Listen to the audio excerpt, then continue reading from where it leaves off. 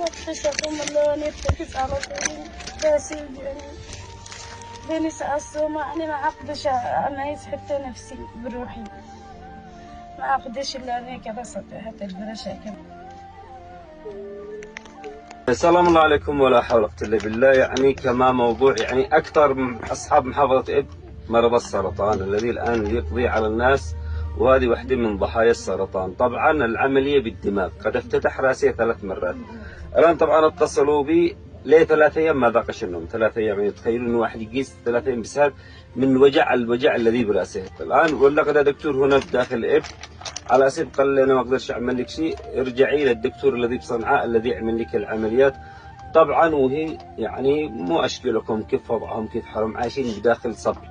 والله نحن الان نصور على اضاءه هذا، والله اننا ندخل بين الغدر مع اطفال حالتهم حاله يعني الان تقول خايفه لو يعني اموت من لعيالي. لا عندهم لا اكل لا شرب لا ضوء لا غاز، حتى الماء يعني يجيبوا من الجامع ولا معهم أي شيء. أنا أتمنى أي إنسان في قلبه الشفقة والرحمة يحس معنا مرضى السرطان وعلاجاته وجرعه، والآن تحتاج إلى طلعة صنعاء وسكن وترجع للدكتور هذا الذي عمل العملية براسه 3 مرات كي تتعالج. جزاكم الله.